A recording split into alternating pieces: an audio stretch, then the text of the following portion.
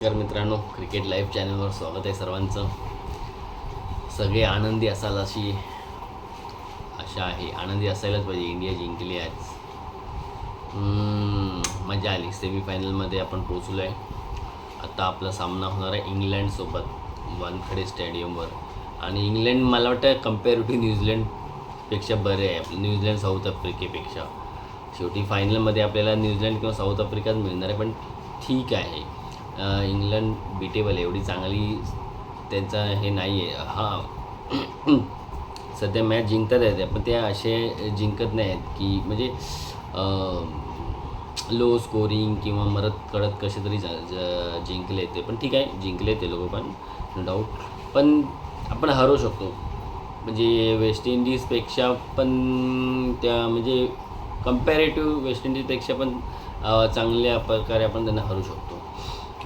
ठीक आहे, आजच्या मॅचवर येऊया. आज माझ्या मी जे म्हणजे असं ठरवलेलं असं व्हायला पाहिजे तसं झालं. इंडियाने टॉस पण जिंकला आणि पहिली त्यांना बॅटिंग दिली. मला तो रिझन पहिली बॅटिंग दिली तर म्हणजे माझं असं थॉट होतं की वेस्ट इंडिज अशी टीम आहे, असे प्लेयर आहे त्यांच्याकडे की भले त्यांना आपण ना 220 225चं टार्गेट दिलं असतं ना, तरी हे लोकांचा काही भरोसा नव्हता. हे लोकांनी ते चेस पण केलं असतं. आणि ईडन गार्डनला होऊ शकतात 200+ चेस. ग्राउंड छोटे आहे. परत तिथे ड्यूमुळे पण नंतर बघितलं आपण, त्यांना वेस्ट इंडिजला पण प्रॉब्लेम झाला ड्यूचा. तर गुड डिसिजन होता तो पहिली बॅटिंग त्या लोकांना देणं.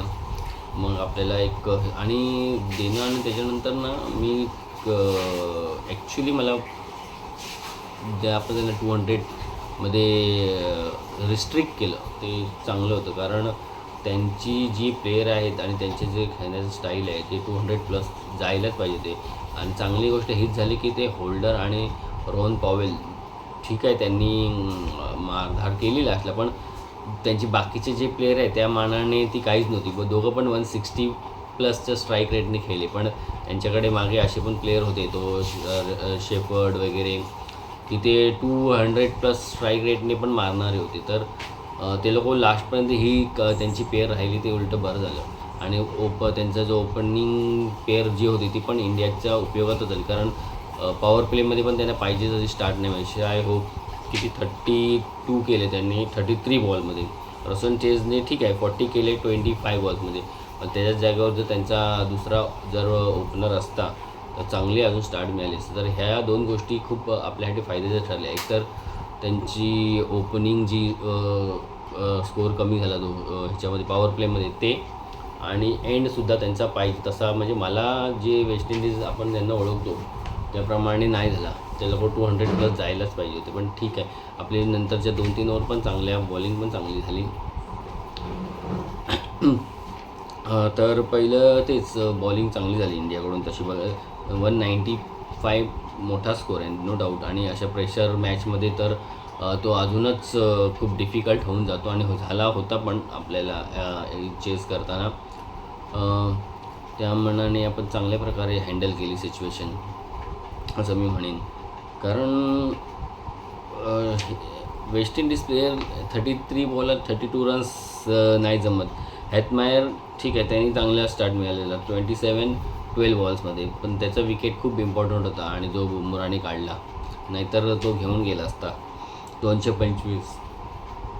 रोमन हे लोक नॉटआउट राहिले. रोमन आणि जेसन होल्डर 19 बॉलर 34 केले रोमॅनने, आणि जेसन होल्डरने 37 केले 22 बॉलमध्ये. तर यांच्या जागेवर मी तेच बोलतो, एखादा दुसरा अजून हिटर असताना कोणता तर अजून ते ह्या जो 22 बॉलमध्ये 37 ते 22 बॉलमध्ये 45-50 पण झाले असते रन्स इथे. पण ते बरं झालं ॲक्च्युली आपल्यासाठी, तो बरं झाला. होल्डर आणि रोमॅन पॉवलच होता तिकडे तो. आणि बॉलिंग पण चांगले टाकले शेवटच्या 3 ओव्हरमध्ये. पण अक्षर पटेलने पण चांगले टाकले ओव्हर्स. हार्दिकच्या पण 1-2 ओव्हर चांगल्या होत्या. तर ओव्हरऑल ठीक होती.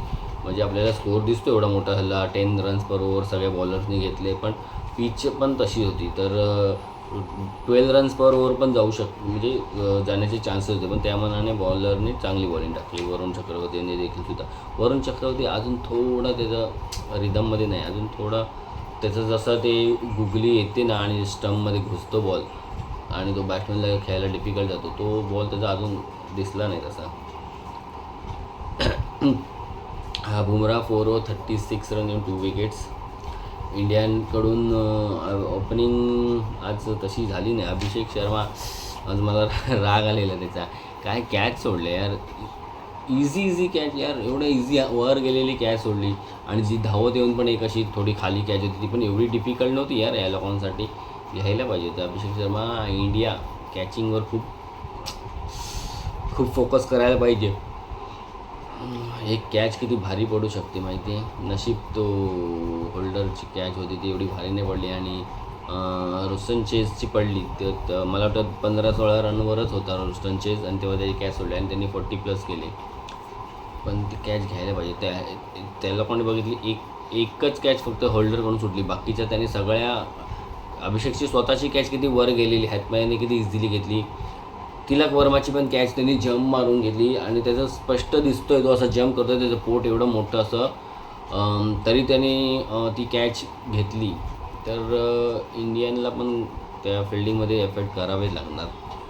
2-2 रन पण त्या हॅथमायरने किती वेळा काढले. बॅटिंगमध्ये फ्लॉप राहिला आज अभिषेक शर्मा पुन्हा एकदा, स्पिनरलाच आऊट झाला. ईशान किशन पण लवकर आऊट झाला, पण ठीक आहे.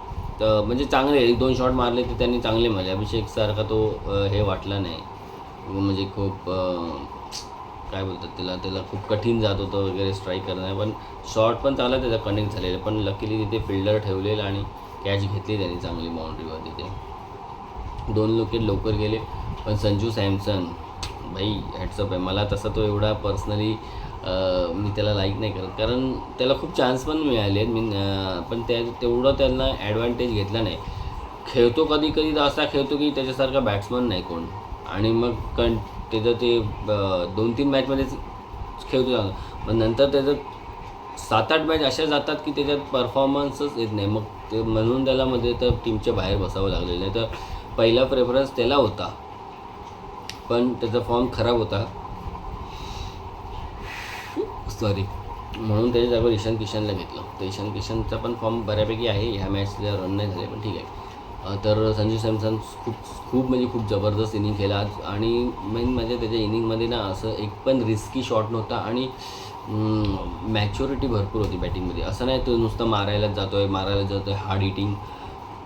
1-2 चौके आले ओव्हरमध्ये तर तो सिंगल पण हे करत होता, स्ट्राईक रोटेट करत होता. उगाच चौघात नको त्या बॉलला मारायला जात होता. जे त्यातला मारण्यासारखे बॉल होते त्याप्रमाणे तो मॅरिटवर खेळला. तर मस्त इनिंग होती त्याची आजची. अशीच 2020मध्ये इनिंग असायला पाहिजे ॲक्च्युली. अभिषेक जो सुरुवातीपासून एंडपर्यंत मारतो त्या इनिंग कशा आहे, 10 म्हणून 2दा-3दा तुम्ही सक्सेस होतो. पण ह्या ज्या इनिंग आहेत त्या संजू सॅमसनची अशी, ते तुम्हाला मॅच विनिंग असतात. ह्या त्याची पण असते अभिषेकची, पण ते कसं खूप रिस्क असते आणि एव्हरी टाईम तुम्हाला त्या रिस्कचा अवॉर्ड मिळेल असं नाही ना. तर ठीक आहे. सो आज आमचं कॅप्टन पण तसं लवकर आउट झाला, पण त्याच्या आणि संजूची जी पार्टनरशिप झाली ती इम्पॉर्टंट होती, कारण 2 विकेट गेल्यावर दोघांनी ती 58ची पार्टनरशिप केली, ती खूप क्रुशल होती. चांगला खेळत होता सूर्यकुमार पण. स्वीप मारला, त्याचा जो ट्रेडमार्क शॉट आहे फास्टरला असा क्रॉस होऊन थोडासा फ्लिक करतो तो पण मारला. आणि ऑफ साईडच्या बॉलला पाहिजे तसा कनेक्ट नाही झाला, म्हणजे टाईम नाही झाला, तर स्लो बॉल टाकलेला तो. आणि कॅच पण चांगली घेतली त्याची.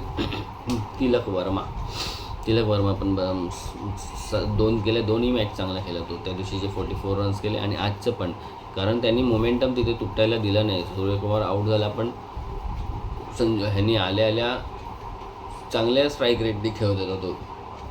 16 बॉल 27 रन्स केले, 15 बॉल, तर 1 6 4 4. तर चांगला खेळला त्यांनी पण. ह्याच्यावर संजू सॅमसन चांगली पार्टनरशिप केली, सिंगल्स वगैरे डबल्स काढले. स्कोअर भले एवढा मोठा कोणाचा नसेल, पण छोट्या पार्टनरशिप ज्या केल्या संजू सॅमसनबरोबर त्या खूप इम्पॉर्टंट होत्या.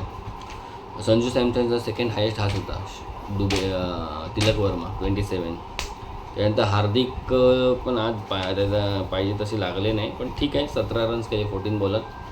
ती पण पार्टनरशिप इम्पॉर्टंट होती. त्यानंतर दुबे हो टायमिंगवर 2 चौके मारले ना खूप, कारण तेव्हा थोडी मॅच जरा असं वाटत होतं हार्दिक आल्यावर की लास्ट बॉलपर्यंत जाते की काय वगैरे, किंवा असं, किंवा किती लास्टच्या ओव्हरला 10-15 रन राहतात. पण ते दुबेचे जे 2 चौके आले ना परफेक्ट टाईमावर आणि मस्त आले. तर अशा प्रकारे त्यांच्याकडून बॉलिंगमध्ये होल्डरने 4 over 38 run 2 wickets, Joseph 4 over 42 2 wickets. Pitch Eden गार्डनचं थोडंसं 1-2 बॉलमध्ये खाली राहिले होते, पण एवढं काय अनइवन नव्हतं. असं एखाद दुसरा बॉल असा खाली राहिला होता बस.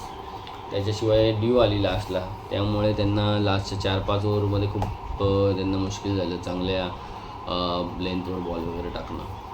आणि थोडी लास्टला बॉलिंग पण खराब झाली. तो यॉर्कर टाकायला जात होता जोसेफ, पण पडले नाही. आणि तेव्हा हार्दिकनी 2 चौके, शिवम दुबेचे 2 चौके, असेच यॉर्करच्या बॉल टाकतानाच ते फुल टच झाले किंवा चांगले म्हणजे बॅक कनेक्ट झाले. तर वेस्ट इंडिजनी पण पूर्ण हे केलं, चांगलं मॅच झाली. पण तर त्या वेस्ट इंडिजचे स्कोअर अजून व्हायला पाहिजे होता.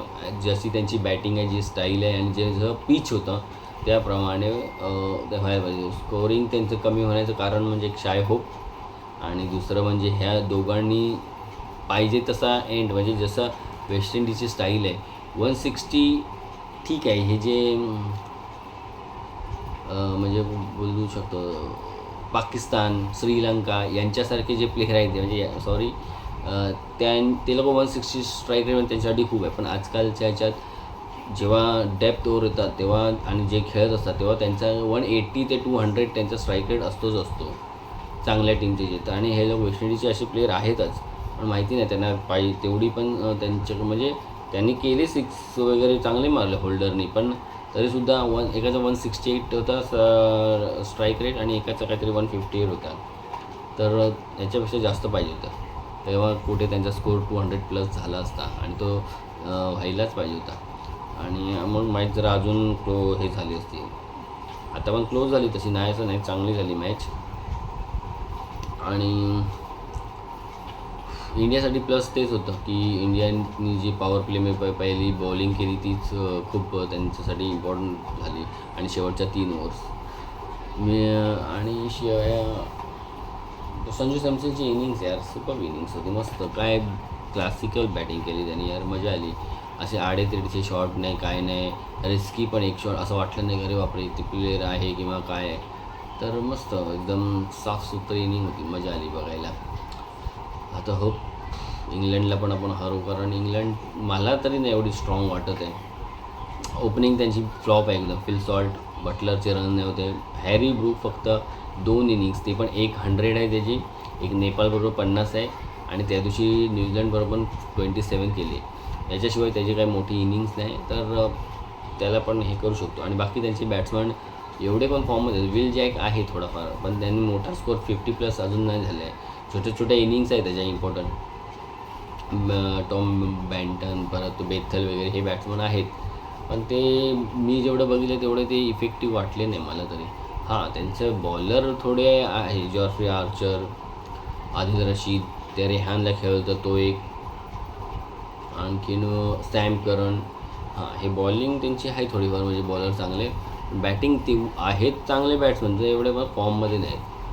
तर सेम मी तर म्हणेन त्यांना पण असंच आपण पहिली बॅटिंग द्यायला पाहिजे आणि ते जे टार्गेट देतील ते आपण चेस करू. आणि मला हे आहे की ते लोक यांच्या वेस्ट इंडिज एवढे पण स्कोअर ते नाही करू शकत. ते 170 लास्ट 175 80पर्यंत जाऊ शकतात, नाहीतर त्याच्या आत आपण त्यांना पकडू शकतो आणि मग तेवढे चेस वानखडेवर आपण इझिली करू आणि फायनलमध्ये जाऊ. तर बघू, असंच होऊ दे, मी देवाकडे प्रार्थना. जर आपली जर पहिली बॅटिंग आली तर आपल्याला 200+ स्कोअर करायला पाहिजे, कारण सेकंड इनिंगला मग चेस करताना ते लोक थोडे हार्ड जातील असं मला वाटतं. म्हणून त्यांची पहिली बॅटिंग जेवढी येईल तेवढं बरं आहे. हॅरी ब्रुक्स खूप कॅल्क्युलेटेड करून तर त्या दिवशी पाकिस्तानबरोबर खेळला, तसा खेळला तर एका साईडने तो मॅच काढू शकतो एकटाच, जसं त्या दिवशी पाकिस्तानबरोबर त्यांनी केलं तेच. आणि तो स्पिनरला पण चांगला खेळतो तो, म्हणून जरा हे वाटतं की त्यांची पहिली बॅटिंग येऊ दे, बघू. बाकी मला असं तेच होताना दिसतं की final South Africa versus India, जी लास्ट वर्षी झालेली फायनल ते लोकच येतील. पण त्या लोकांना पण न्यूझीलंडला हरवणं खूप टफ आहे साऊथ आफ्रिकेला. एकदा हरवलं त्यांनी लीग मॅचमध्ये न्यूझीलंडला, पण आता प्रेशर वेगळा असेल आणि साऊथ आफ्रिकेमध्ये अजून एकही मॅच हरले नाहीत. तर बघूया किती अनबिटन राहतात आहे ते काय कसं काय होतं आहे. तर मित्रांनो, व्हिडिओ आवडला तर लाईक करा, शेअर करा, सबस्क्राईब करायला विसरू नका. तर तुम्हाला आजचा मॅचचं टर्निंग पॉईंट वगैरे काय वाटलं किंवा कसं ते तुम्ही कमेंटद्वारे कळवू शकता. आपण त्याच्यावर डिस्कशन करू शकतो.